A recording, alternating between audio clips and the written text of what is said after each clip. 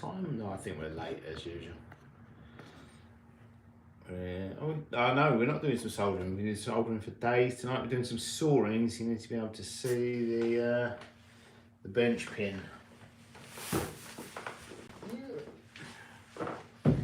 Okay guys, welcome back to Robertson Co. Welcome back to London. Another live jewellery making session. Last few days we've been making, I've got some here actually that I've polished a couple earlier. I haven't quite finished the bales for them, but they are almost finished. So the last few days the last few live streams we were making these 3 centimetre long T-bar. These will be pendants. Those are the bales for them. They need assembly and then probably another final polish. I need to make the shorter versions. Now I've got the 3 centimetre ones because we were running low, running out. Now we've got those, no one wants those, they want the 2 centimetre ones because we're running out of those. That's just the way it goes, everyone wants what we're running out of. So I'm going to saw up, I've got some rod that I made for those 3 centimetre ones.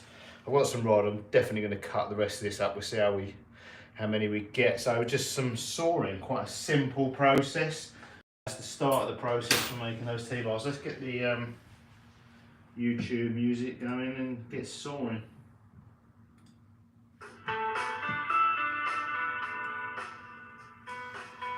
I've got quite a few jump rings for the T-bars left here from the, I made a load for the 3 centimetre ones. So now we just need some, before we had to make jump rings to go with the rod, now I'm going to make rod to go with the remaining jump rings.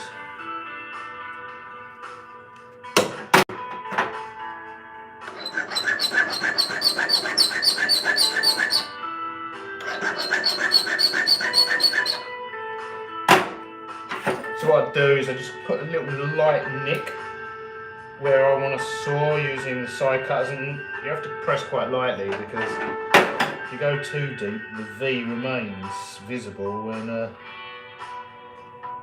if you make the nick thicker than the saw blade it doesn't disappear. So yeah, but what it does is it's deep enough to just give you a little keyway for the quite a bad scratch on that.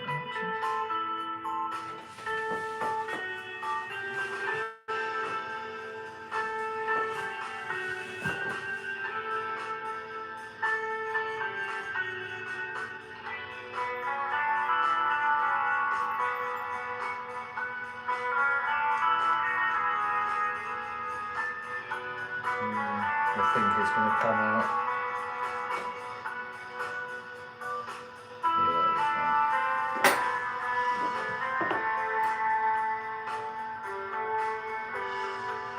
scratch before we even started.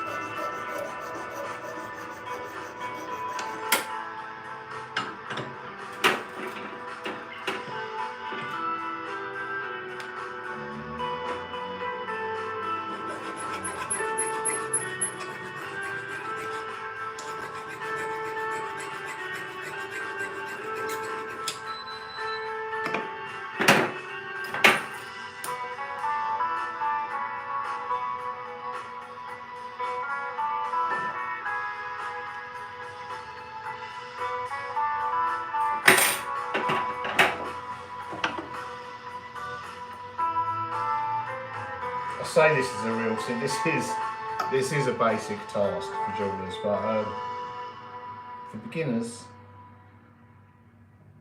using these saws and saw blades is not. It's frustrating.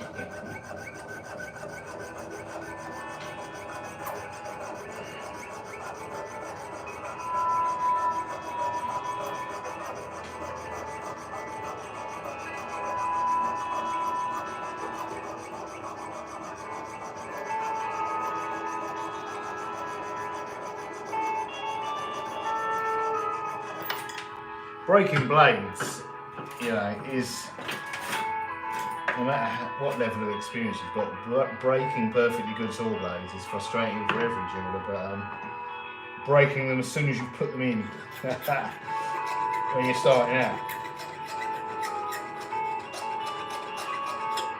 is no fun.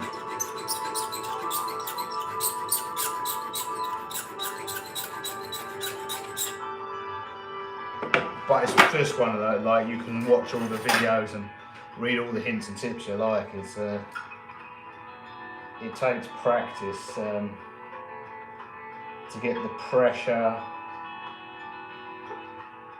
It's two things actually. It's the grip.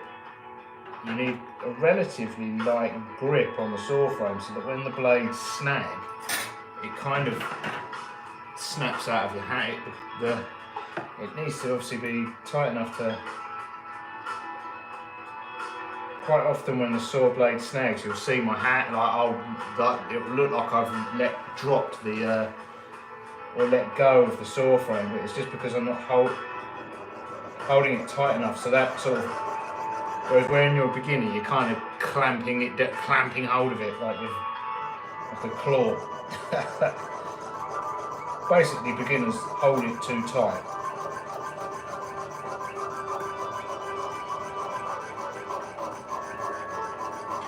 And that comes with, again, practice and experience.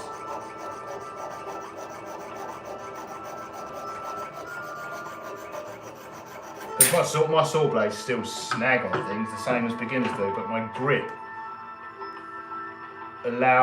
means that when they snag, I let the saw blade comes out, the saw frame comes out of my hand, not the saw blade snapping in the frame.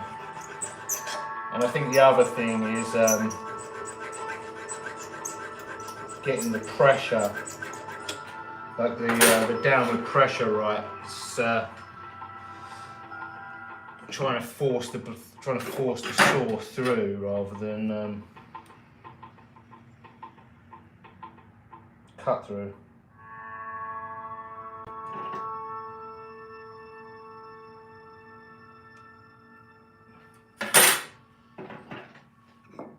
And do you know what? I think what actually happens is, with experience, because the way you sort of the way most people attack it at first is like gripping the frame too tightly and applying too much pressure. It's not only the best way to break blades, which is what, you know, everybody goes through. But I think what happened, that was it there, that was just that, the reason that's coming on my hand is that blade snapped. If I was gripping it like a beginner, that blade would have snapped.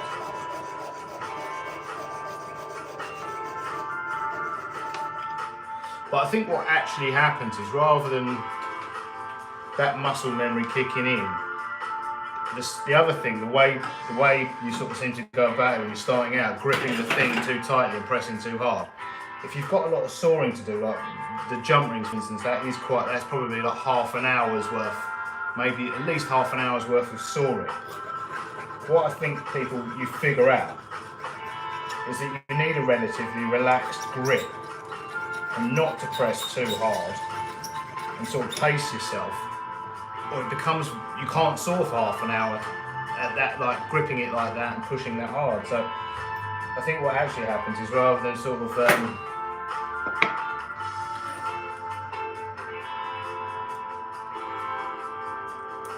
going to cut this one as a 3 centimetre because I don't think we're going to get too out of it now.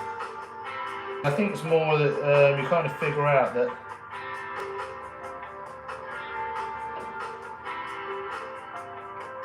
basically the way not to slack blades is also the way not to get fatigued doing prolonged sawing. So you lighten up your grip, because otherwise it's tiring. You don't press so hard because you've got to press, you've got to keep going for 30 minutes.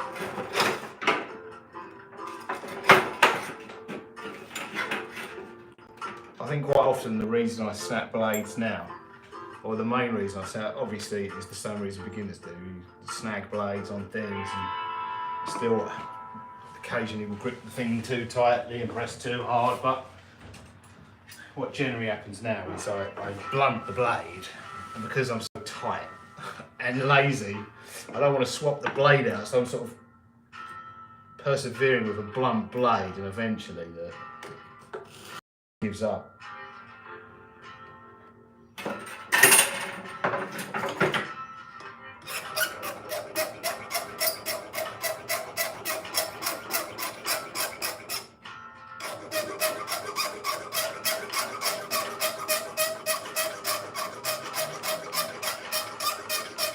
Especially on jobs like this, because I'm probably only using like a small section of the middle of the saw blade. I'm definitely not using the full length of the thing, so the centre of it probably becomes completely blunt sooner or later.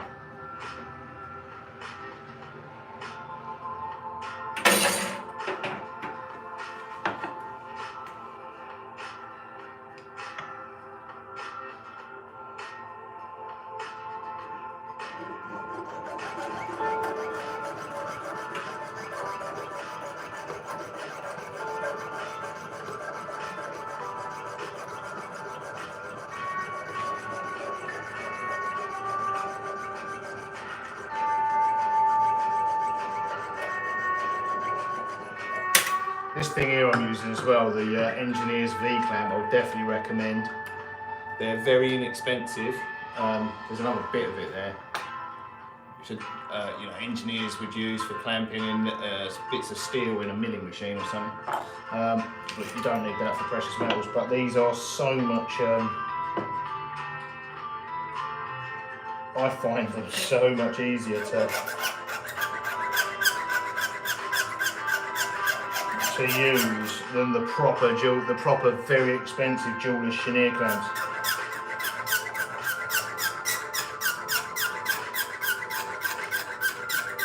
They don't have like the stop guide for doing repetitive length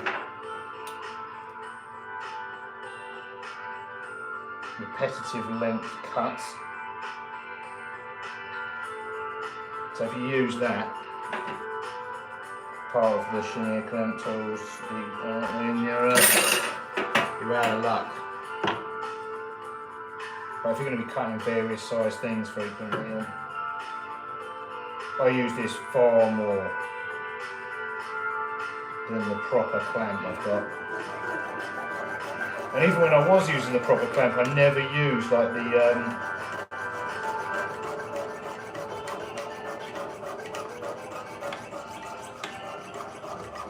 there's like a bar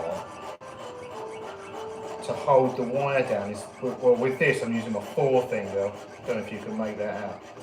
With the proper ones there's like a bar, but you're just going to, especially if you're using tube. You'd just be able to apply so much leverage to the thing. Yeah, if you want to crush tube, they're great, I suppose. Where is it? I saw it somewhere the other day. Is it on here?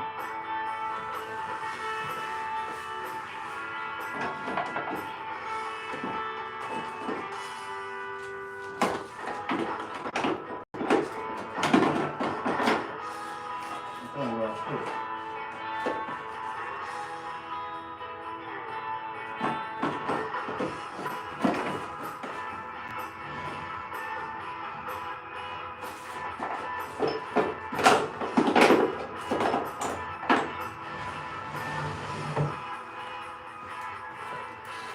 Saw it somewhere.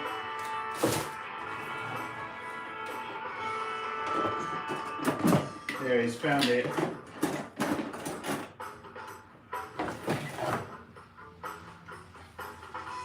Yes, that's a proper jeweller's one. They come with a handle as well, like screws in that hole there.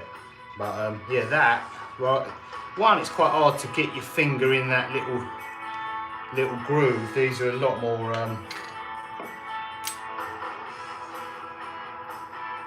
open than that little thing. Probably, if they wanted to make these, really, they should probably get one of those and put the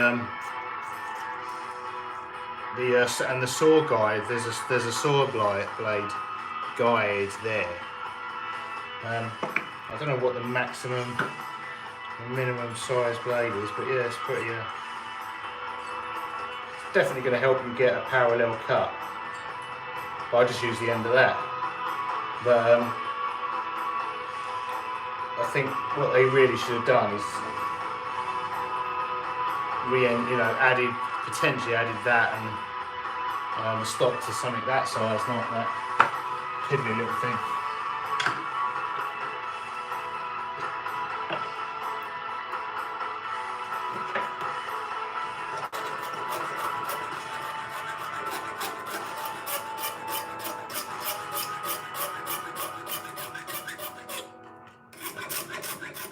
It's almost like they've made the prototype. Scale, it's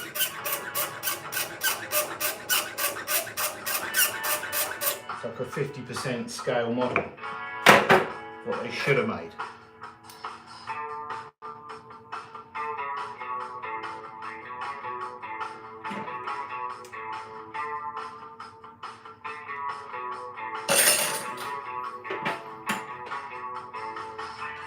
Do a couple more and then that should be enough to get soldering with over the next few live streams.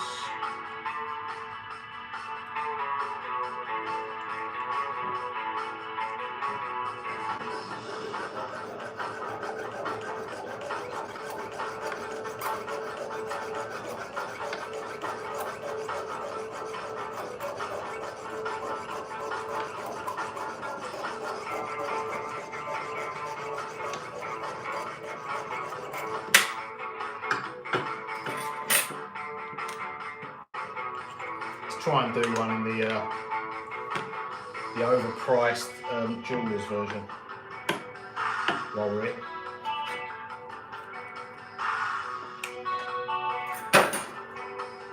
See, the thing is with that guide, I want to quickly file the end, and this helps, even just as a filing thing, to get a parallel file. It's easier for wire and tube than. Obviously, with that, you've got quite a bit of movement. Plus, it's hitting the bench there. Even just as a filing block, if you are going to use that to cut, this is great just to get as a guide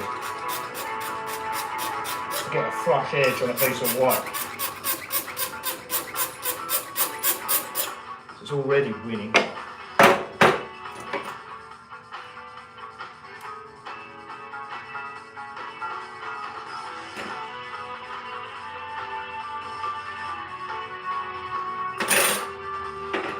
I've seen these with rulers on as well. The Indians, I think, they're actually cheaper.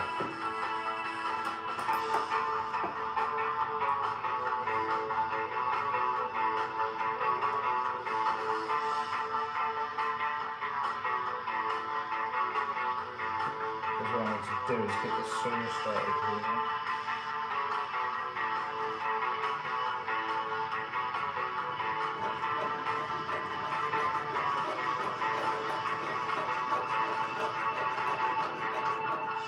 The thing is with this as well, I suppose, there's a fair amount of, unless you get the saw blade, there's quite like,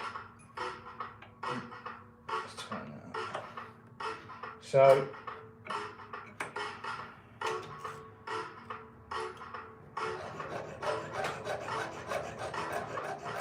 the gap for cutting is about 3 times the width of your saw blade. So I reckon you could end up about ½ mil out on each cut, depending on where. It's also, because it's so small, it's a little bit trickier to hold on to.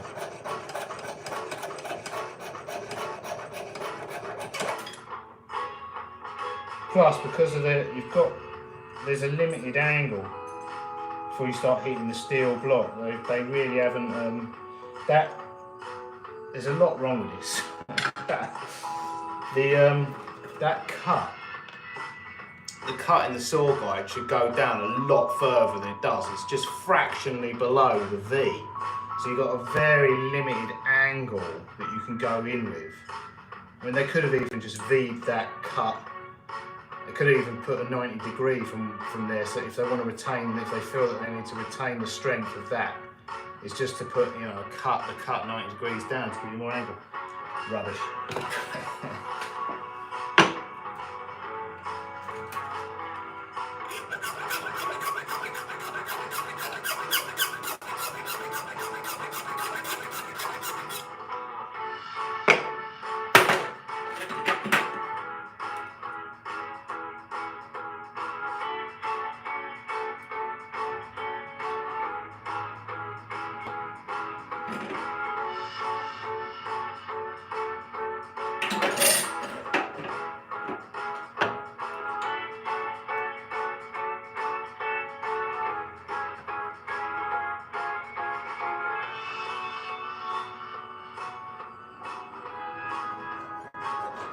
But what they've managed to do there is overcomplicate something.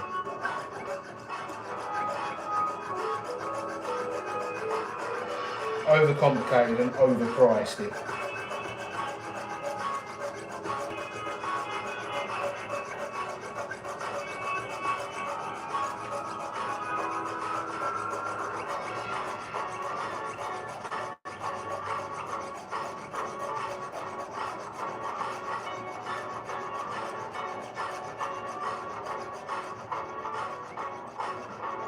Undersized it and under-engineered it. Other than that, they're great.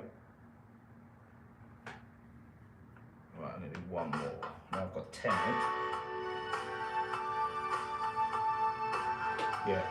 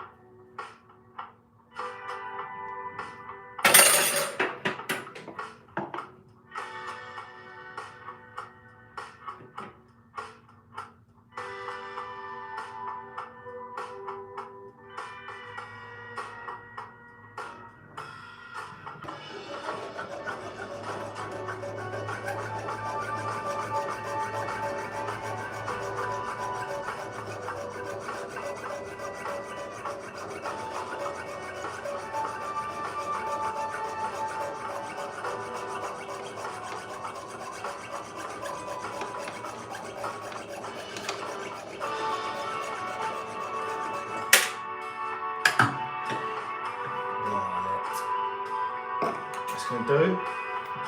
Next live stream will be soldering. Hopefully that's should have enough jump rings there to do all these. So our next live stream will be assembling these and soldering them together. And I'll do something to melt some gold. There we go.